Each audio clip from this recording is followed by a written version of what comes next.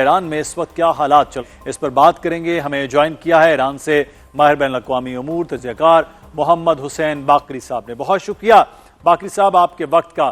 سب سے پہلے آپ تہران میں موجود ہیں. آج یہ دعویٰ کیا گیا امریکہ کی جانب سے کہ بہت زیادہ بمباری کی گئی ہے ایران کے مختلف علاقوں میں. تہران کی آج کی اور ایران کے دیگر شہروں کی صورتحال کیا رہی ہے؟ بسم اللہ الرحمن الرحیم. مدثر بہت شکریہ اپنے پروگرام میں شامل کرنے کے لیے.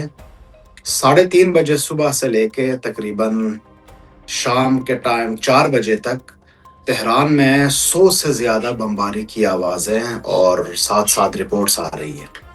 یاد رہے کہ for the first time Americans are using 2000 pounds bombs. یہ دنیا میں تقریباً اس طرح کی جنگوں میں سب سے بڑی بم ہے جو یوز ہو رہا ہے ایران کے اوپر. اور ساتھ میں ان کا جو وزیر جنگ ہے انہوں نے کہا تھا کہ اب ہم گریویٹی بمز کی طرف جا رہے ہیں. اس کا مطلب یہ ان کے پاس جو پریسائز میونیشن ہے وہ ختم ہو کے یہ گریویٹی بمز 2000 pounds تک ایرانی شہروں کے اوپر گرا رہے ہیں. لیکن یہ بھی یاد رکھیں کہ ایران نے بھی ریٹیلیشن ویوز میں آج 25th ریٹیلیشن ویو کا سٹارٹ کیا، جس کے بعد رشین میڈیا نے ایک خبر شائع کر دی جو اس سے پہلے ایرانیوں تک بھی پہنچی تھی کہ آج کی جو ریٹیلیشن ویوز تھے اس میں 6 اسرائیلی جنرلز، 11 جوہری سائنسدان اور تقریباً 450 فوجی مارے گئے ہیں اسرائیل کے اندر. تو یہ بھی ایک بہت بڑی خبر تھی. یاد رہیں کہ امریکہ اور اسرائیل کے اندر جتنے بھی کیجویلٹیز ہوتی ہیں ان کے اوپر جو بھی ہٹ ہوتا ہے یہ خبر ہوتا ہے. یہ جو رپورٹس ہم نے مانگی ہے یہ روسی ذرائع بتا رہے ہیں کہ ان کے پاس وہ دستاویز موجود ہے جو کوئی ناقابل تردید ہے. یہ ایک بہت بڑی خبر جو آپ بتا رہے ہیں کہ رشیا میں آج ہم نے پڑھی بھی دیکھی بھی. لیکن اس سارے عمل میں ایک بڑا امپورٹنٹ پوائنٹ ہے. یہ لگ رہا تھا کہ امریکہ نے جب یہ حملہ کیا ہے اسرائیل اس کے ساتھ ہے تو ایران جو ریٹیلیٹ ہے وہ اتنا نہیں کر پائے گا، سسٹین نہیں اس مقابلے کا کر پائے گا. لیکن اب ایک ہفتہ گزر جانے کے باوجود ایران کا ہمیں پلڑا بھاری نظر آ رہا ہے کیونکہ اس کا کام سسٹین کرنا ہے، وہ مسلسل کر رہا ہے. اس وقت جو سچویشن ایران کے اور خاص طور پہ تہران میں آپ موجود ہیں، لوگوں کو کیا کوئی خوف ہے؟ کیونکہ جنگ بہرحال ایک بڑی تباہ کن چیز ہے. لوگوں کے اندر کس قسم کا رویہ اس جنگ کو لے کر؟ ایرانی عوام کے بارے میں ان کی اگر آپ ہسٹری دیکھیں ہخامنشی دور سے لے کے آج تک، یہ ایک بہت ہی نفسیاتی طور پہ بہت ہی مضبوط قوم ہے. آپ کبھی بھی ایرانیوں کے ساتھ اگر جنگ کو نفسیاتی اینڈ پہ لے آئے ہیں تو وہ ہمیشہ جیت جاتے ہیں. اس کی وجہ یہ کہ یہ ایک بریو سویلائزیشن ہے جو کہ بار بار اس امتحان سے گزر چکی ہے اور ہر بار کامیاب باہر آ گئی ہے.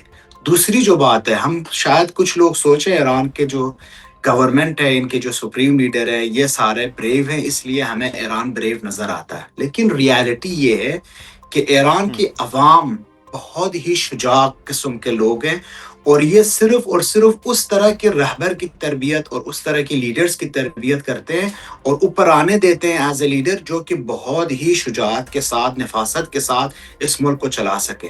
تو ایران کی جو سینٹیمنٹ ہیں، آپ یقین کریں، میں کچھ شاید آدھا گھنٹے پہلے اپنے ایمبیسڈر سے بھی بات کر رہا تھا تو وہ کہہ رہے تھے تو واقعی ہمیں اتنے حد تک ان کے اوپر ایکسپیکٹیشن نہیں تھی کہ لوگ اس طرح. آپ یاد کریں کہ ابھی بھی 10 منٹ کے بعد، یہاں پہ 5 منٹ کے بعد اذان ہو رہی ہے تہران کے اندر، ابھی بھی یہ دسترخوان سڑکوں پہ بچھا کے افطار کرتے ہیں اور انہوں نے تہران چھوڑنے سے انکار کر رہے ہیں کہ ہمارا شہر ہے، ہم اس میں ڈٹے رہیں گے. ان کا ایک بیانیہ ہے بڑا خوبصورت جو آج سامنے آ رہا ہے اور مجھے بھی بہت مزہ آیا یہ سن کے. یہ کہتے ہیں کہ ہم مٹی کھائیں گے، مٹی نہیں دیں گے، خون دیں گے، گھر نہیں دیں گے. اور اگر لڑائی ہمارے اوپر، ہماری سرزمین پر زمینی طور پہ بھی مسلط کیا گیا تو ہم لڑ کے کھڑے ہو کے مریں گے، لیکن اس سے پہلے اپنے سارے دشمنوں کو زندہ زندہ دفنائیں گے. یہ مینٹالٹیز ہے، مرگ بر امریکہ، مرگ بر اسرائیل اور ریونج کے جو نعرے لگا رہے ہیں لوگ سڑکوں کے اوپر، یہ دیکھنے والی ہے. اور مجھے تو اپنے طور پہ فخر محسوس ہو رہا ہے کہ میں ان لوگوں کی ایران میں اور لوگوں کے بیچ رہ رہا ہوں آج کل. محمد حسین باقری صاحب، رجیم چینج کے حوالے سے یہ بڑا امریکن پریزیڈنٹ کا یہ دعویٰ بھی تھا، ان کا خیال بھی تھا کہ جیسے سپریم لیڈر کی شہادت ہوگی اس کے بعد لوگ جو ہے وہ رجیم چینج کر دیں گے، حکومت پر قبضہ ہو جائے گا. وہ سارے عمل، وہ جو لوگ تھے احتجاج کر رہے تھے، وہ لوگ کہاں گئے سارے ایران میں جو پہلے چند مہینوں سے نظر آ رہے تھے؟ ایرانی عوام، دوبارہ یہی کہتا ہوں کہ ان کو نفسیاتی طور پہ سمجھنا بہت مشکل کام ہے. یہ ایک بہت کمپلیکیٹڈ قوم ہے. ان کے ساتھ صرف ہسٹری پڑھنے سے نہیں، ان کے ساتھ رہنا بھی بہت مطلب ہنر چاہیے اور سیکھنا پڑتا ہے کہ ان کے ساتھ کیسے رہیں. جس نفاست سے یہ رہتے ہیں، جس اسٹریٹجی سے یہ اپنا کام چلاتے ہیں، بزنس کرتے ہیں، عام لوگوں کے ساتھ ملتے ہیں، اور جو ان کی نفسیات ہے، یہ بہت کمپلیکیٹڈ ہے. میں نے پہلے بھی عرض کیا تھا، شاید 2-3 مہینے پہلے اعتراضات کے دوران میں بھی، کہ یہ ابھی بکھرے ہوئے انگلیوں کی طرح آپ کو نظر آتے ہیں اور آپس میں یہ لڑائی بھی شاید آپ کو دکھائی دے.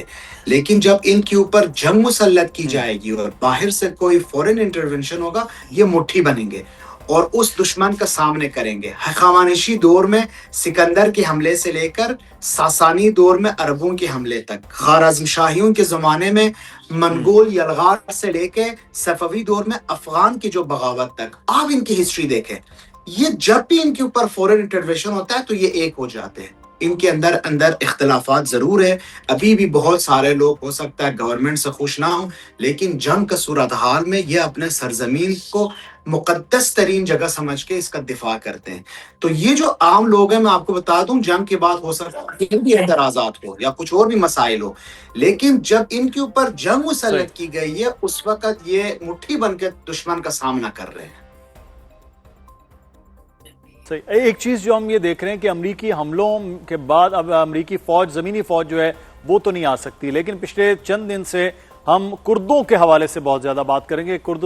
کرد جو ہیں ان کو انٹر کرنے کی اور ان کو ہتھیار دینے کی کوشش. اب کردوں کا رول اس سارے عمل میں آپ کیا دیکھ رہے ہیں بحیثیت تجزیہ کار؟ آپ ٹرمپ کے ٹویٹس چیک کریں. میں آج ان کو بنا کے ان کے جتنے بھی ٹویٹس تھے ایران کے حوالے سے چیک کر رہا تھا. یہ پہلے اسٹارٹ ایسا کیا کہ اگر عوام کو مارا جاتا ہے تو ہم بیچ میں آئیں گے عوام کو بچانے کے. اس کے بعد ٹویٹ آیا کہ عوام سڑکوں پر ہیں، ہم آ رہے ہیں. اس کے بعد ٹویٹ آیا کہ اب ہم بات چیت کر رہے ہیں. اس کے بعد ٹویٹ آیا کہ ہم مذاکرات میں ہیں. اس کے بعد ٹویٹ آیا کہ مذاکرات ٹھیک جا رہی ہے. اس کے بعد دوبارہ ٹویٹ آ گیا کہ اب ہم مذاکرات ٹھیک سے نہیں چل رہے. اس کے بعد دوبارہ ان کا بیانیہ سامنے آیا کہ 24 گھنٹے کے اندر وینیزویلا طرز پہ یہاں پہ آپریشن کر کے ان کے جو حکومت ہے تختہ الٹ دیں گے. اس کے بعد آئے کہ ہم 24 گھنٹے کے اندر رجیم چینج کریں گے. حملے کے بعد لوگوں سے التجا کی انہوں نے کہ آج آپ سڑکوں پر آ جائیں. اس کے بعد دوبارہ ٹویٹس آئے کہ اب ہم آن دا گراؤنڈ سپورٹس نہیں لے کے آئیں گے، ہم کردش کو لے کے آئیں گے. یہ جو جتنا بھی ان کا واقعی ایک اسٹریٹجی بنا کے لائے تھے، کچھ لوگوں کو یہ انہوں نے پرومس کیا تھا کہ 4 دن کے اندر صفائی کر کے ایران آپ کی حوالہ کریں گے. ان کا ایک بھی پیش گوئی ثابت نہ ہو سکی اور درست نہیں نکلا.